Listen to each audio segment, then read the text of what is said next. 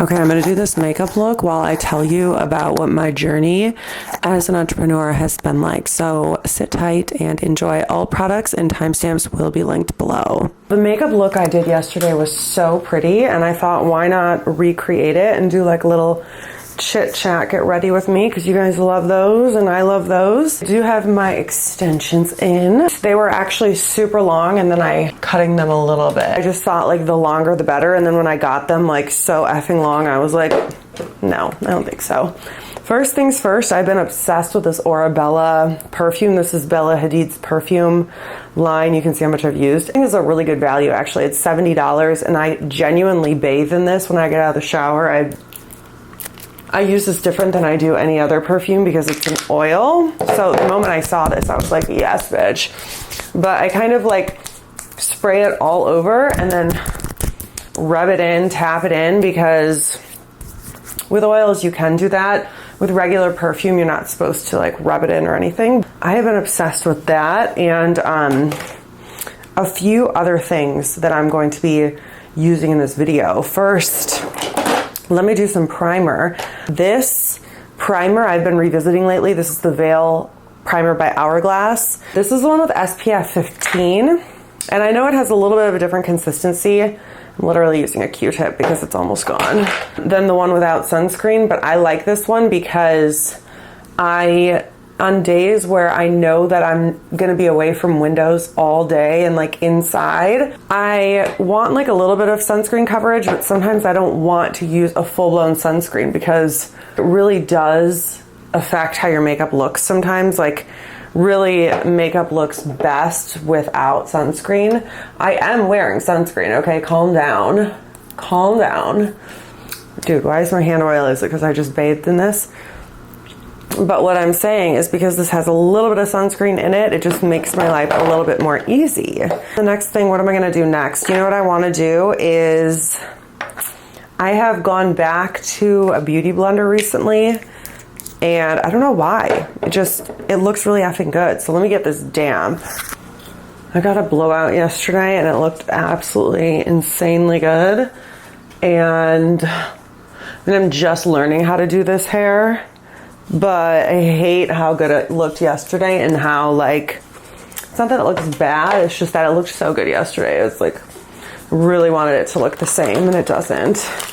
I have to repair a nail. I have a nail that has fallen off. I wanted to make a series of, I don't know if it's like Get Ready With Me or what the series is, but basically, as you guys may know, or maybe you don't, I'm an esthetician and I own a skincare company called Bauer Beauty, hence the name of the channel. It's going on 4 years and it's kind of like the hardest thing I've ever done in my entire life.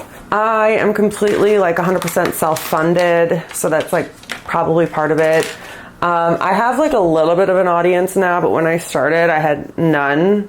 When I launched my company, I had like a total of like 3,000 followers, probably like 1,000 here, 2,000 on Instagram, something like that. So, I mean, when I say bootstrapped, I mean mother effing bootstrapped it. Like a lot of things online you see, it just looks like people just start shit and like, I don't know. I don't think that you see a lot of behind the scenes, like realistic behind the scenes. And like to this day, even though Bauer Beauty has generated over $1 million, I've not taken home more than like $100,000 in 4 years. That's my estimation. It may be less, it may be a little more, something, but it's something around that figure. It's not much. You know, I had to start paying myself at one point because we were generating enough income, but I wasn't. Like I was just saving the money, but then eventually like you have to legally pay yourself. So then I was paying myself like a small amount and blah, blah, blah. But now, like ever since like last year, I stopped paying myself at all. It's probably only like a year that I was paying myself out of the last 4 years, which if you talk to business owners, maybe that's common. Like maybe it's common for a startup to not be getting paid that much, right? It depends on the route you go. But yeah, so because of that, like a lot of times I just kind of feel like I'm crazy. I just feel like I'm crazy. I'm like, what are you doing? You're spending all this money. This company's not even profitable for you. And I have good margins. My margins are, I think they're good. I mean, I think they're pretty good. I have good margins, yet I don't take home any money. A lot of that is because I am very, very conservative financially. Like, I like to live way, way below my means. You know, I don't know, I've been scarred financially. As any one of you who has probably been through some type of really bad financial situation, it's like you just learn so quickly. You become kind of traumatized to being in a bad financial situation. So I just don't ever want to be there again.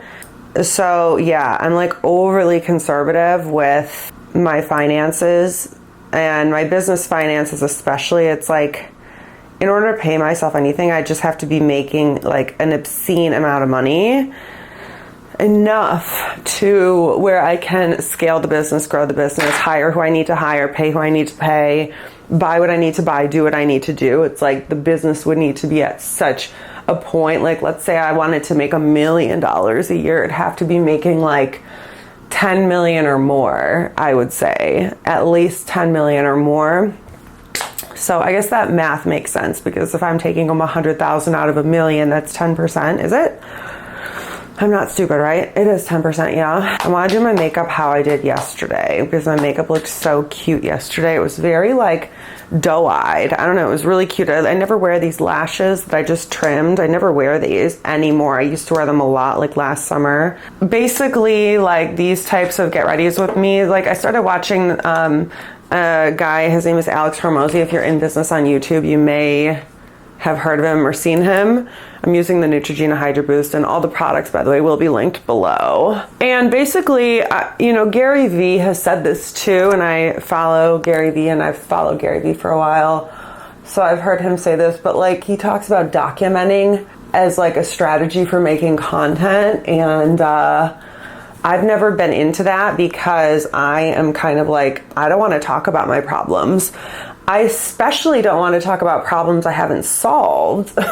Do you know what I mean?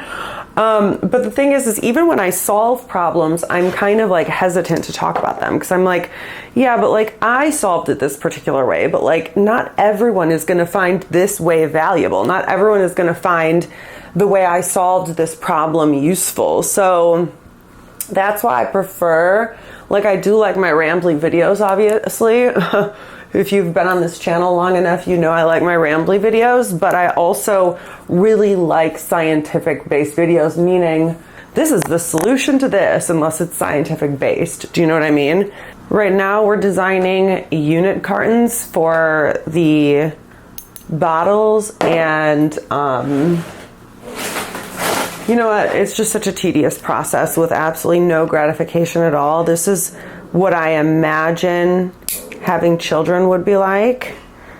I mean, I heard, at least, it's like, oh, it's a thankless job. People always say that. Well, that's how I feel about running a business. It's basically 100% thankless with very, very, very, very little reward.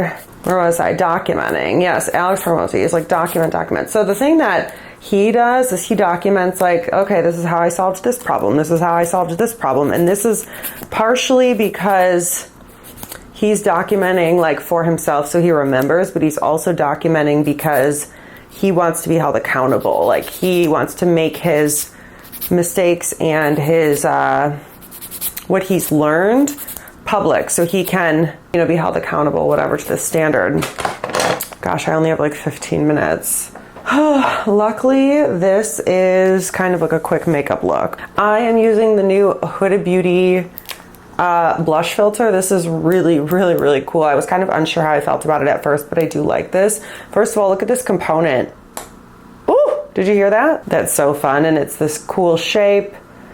And yesterday I just put it directly on my face and then blended it out. And here is how I do blush placement. Oh my God, there's a hair.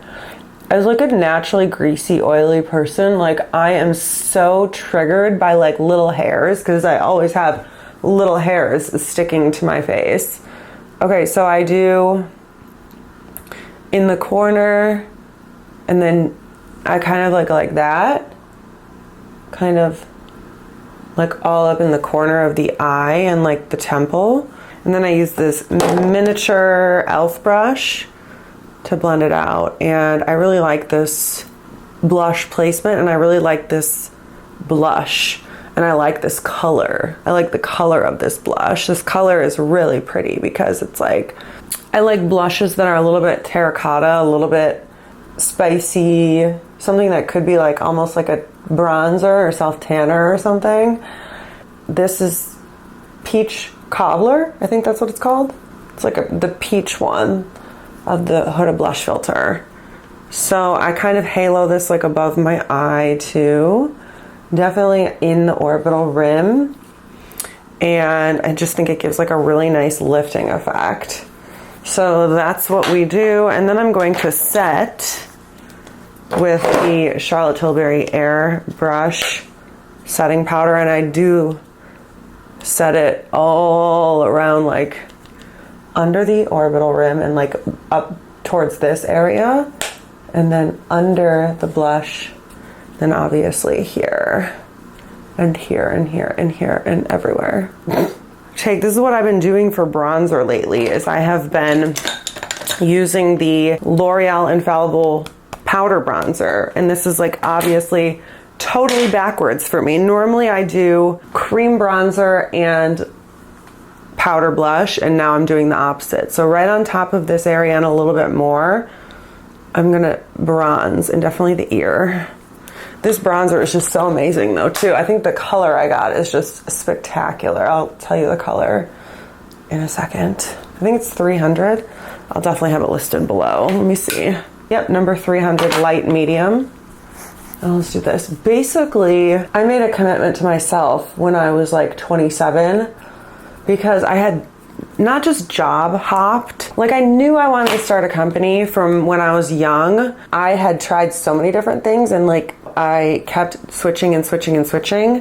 And eventually I just had to be like, all right, it seems like with every single company, with every single endeavor, I always come to the same chasm. I always come to the same chasm where it becomes boring, hard, difficult, strenuous, and then you get distracted by like the shiny new thing, and then you switch. You're like, oh yeah, maybe this is not for me, and blah, blah, blah.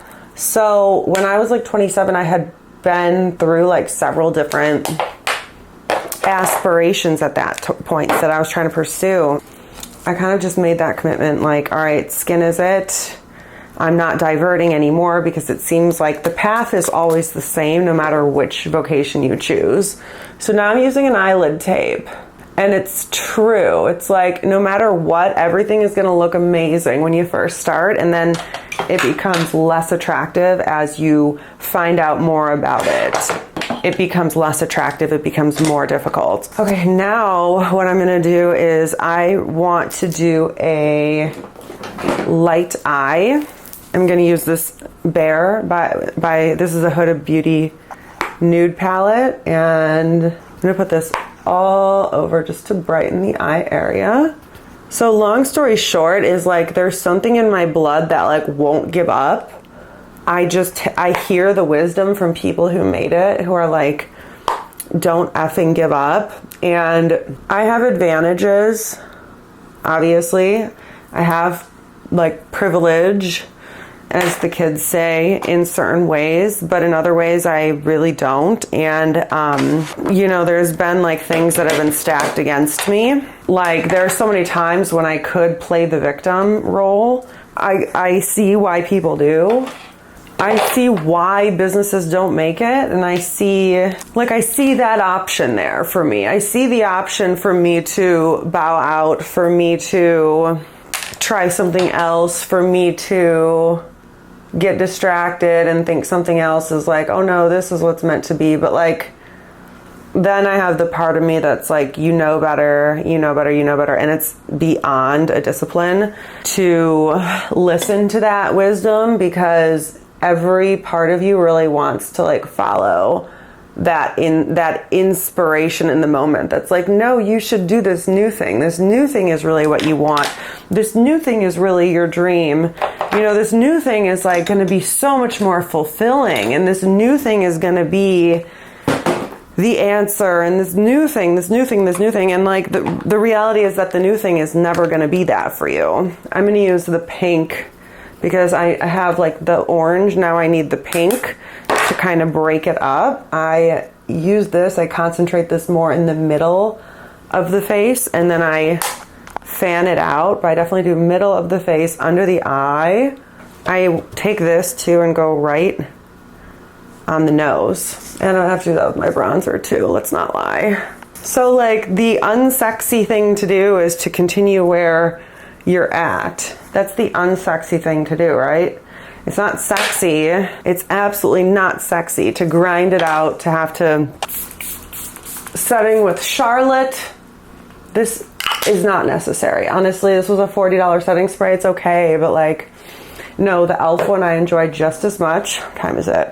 I'm gonna go in with these lashes by Kiss. They're called Veil. I've owned my company now for 4 years, and for about 96% of the time, I feel like, is this a waste of time? And I keep going, and I don't really know why I keep going.